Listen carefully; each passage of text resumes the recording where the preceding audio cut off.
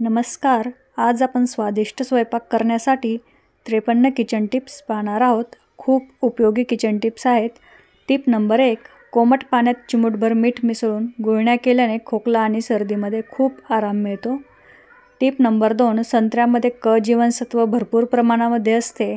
संत्री चेहऱ्यासाठी खूप उपायकारक आहे. वाटीमध्ये अर्धा संत्र्याचे रस काढा आणि कापसाच्या बोळ्याने चेहऱ्यावर लावा. हा रस 15 ते 20 मिनिटाकरिता ठेवून द्यावा व नंतर धुवून काढावा. Tip number 3. हिवाळ्यामध्ये पावलांची खूप काळजी घ्यावी लागते. त्यासाठी रात्री झोपण्यापूर्वी झोपण्याच्या आधी थोडा वेळ कोमट पाण्यामध्ये पाय बुडवून ठेवावेत आणि मऊ कपड्याने पुसून घ्यावेत. Tip number 4. पायावरील डाग घालवण्यासाठी लिंबाची साल त्यावर 5 ते 7 मिनिटासाठी चोळा. हा उपाय दिवसातून 2दा कमीत कमी 7 दिवस तरी करावा. याने डाग कमी होतात. Tip number 5. ग्लिसरीन, लिंबू आणि गुलाबजल यांचे मिश्रण नियमित लावल्याने पाय मऊ होतात आणि छान होतात. Tip number 6. कधीकधी लिंबाची फोड, साल वगैरे पायावरती घासली तर डेड स्किन निघून जाते. मोहरीचे तेल व मीठ याने हलका मसाज केला तर चमकदारपणा येतो. Tip number 7. कोरड्या त्वचेचे पोषण करण्यासाठी नारळाचे दूध उपयोगी ठरते.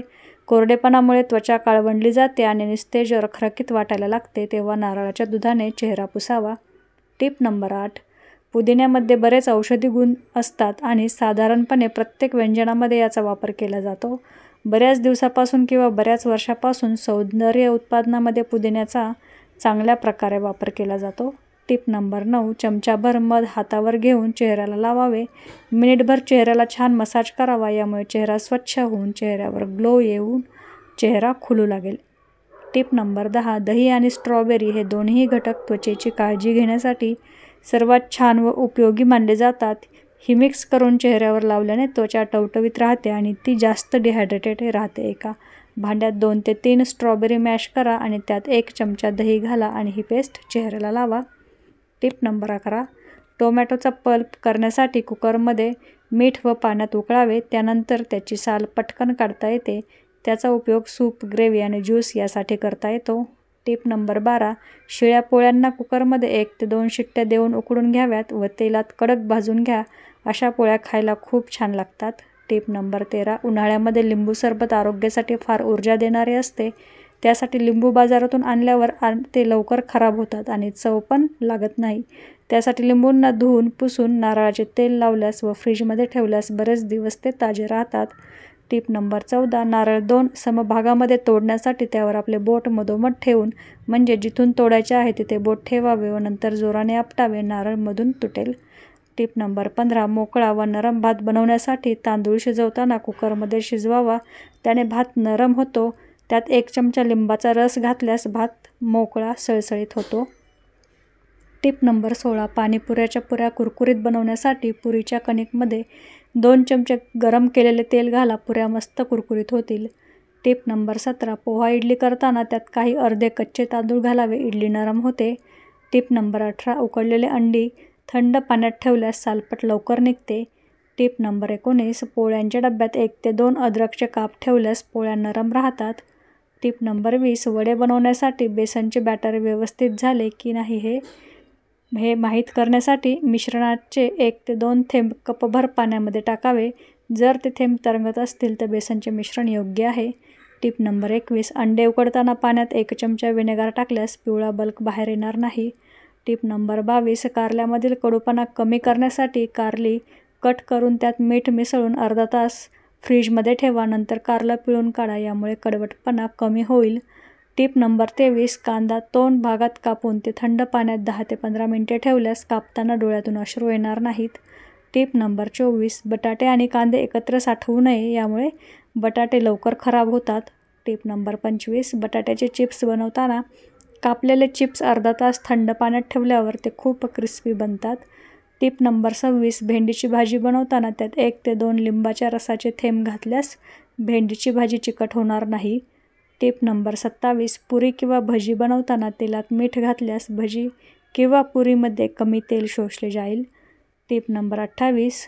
दररोज 1 तुळशीचे पान खाल्ल्याने कॅन्सरसारख्या रोगापासून मुक्ती मिळते. Tip number 29. जर तुमचे केस जास्त गळत असतील तर त्याचे कारण म्हणजे झोप व्यवस्थित होत नसेल आता तणाव असेल किंवा डिप्रेशन असेल तरी अशी बरीच कारणे केस गळतीची असतात. म्हणून नियमित केसांच्या मुळाशी बदाम तेल आणि खोबरेल तेल व्हिटॅमिन ई कॅप्सूल टाकून या तेलाने मसाज करावा. असे रेग्युलर केल्याने केस गळती थांबते. Tip number 30. घसादुखीपासून आराम मिळवण्यासाठी आल्याच्या रसात मध आणि हळद यांचे मिश्रण करून घ्यावे. नंतर पाणी पिऊ नये. याने घसादुखीपासून आराम मिळेल. दूध उकळण्यापूर्वी अगोदर पातेल्यामध्ये थोडे थंड पाणी टाकावे व मग दूध टाकावे. यामुळे दूध पातेल्याला लागत नाही. Tip number 31. हलव्यासाठी रवा भाजताना त्यात अर्धा चमचा बेसन घालावे म्हणजे हलवा जास्त टेस्टी लागतो. Tip number 32. कोणत्याही ग्रेव्हीची चव वाढवण्यासाठी कांदे तळताना त्यामध्ये अर्धा चमचा साखर घालावी. साखरमुळे रंग आणि चव छान येते. Tip number 33. मलेरिया डेंग्यूसारखे आजारामुळे रक्तातील प्लेटलेट झपाट्यानं कमी होतात. पपई खावी. याने पांढऱ्या पेशीमध्ये वाढ होते. Tip number 34. कणीस खाल्ल्यामुळे दात मजबूत होतात. त्यामुळे लहान मुलांना कणीस आवर्जून खाऊ घाला. Tip number 35. मुळा, काकडी, बीट सुकले असतील तर अर्धा तास पाण्यामध्ये टाकावे. ताजे टवटवीत होतात आणि खायला पण छान लागतात. Tip number 36. दह्याची कढी बनवताना त्यामध्ये थोडे बेसन पीठ टाका म्हणजे कढी जास्त पातळ होणार नाही, दाटसर होईल आणि चवीलाही टेस्टी लागेल. Tip number 37. कांद्याच्या पातीमध्ये थोडीशी हरभऱ्याची डाळ टाकावी म्हणजे कांद्याची पात चवदार लागते. Tip number 38. पांढरी शुभ्र चपाती हवी असेल तर दळण दळताना त्यामध्ये थोडेसे सोयाबीन टाकावे किंवा थोडे तांदूळ टाकावे. दोन्हीपैकी कोणतेही एक टाकल्यास चपाती पांढरी शुभ्र होते तसेच चवीलाही टेस्टी लागते. Tip number 39. कोथिंबीर जास्त काळ टिकवण्यासाठी कोथिंबीर आणल्यानंतर खराब पाने असतात तो पाला काढून व देठ काढून व्यवस्थित एका पेपरमध्ये गुंडाळून कॅरीबॅगमध्ये घालून ठेवल्यास कोथिंबीर 15 ते 20 दिवस आरामात टिकते. पेपर ओला झाल्यास डबल पेपर बदलून फ्रीजमध्ये ठेवल्यास जास्त दिवस टिकून राहते. Tip number 40.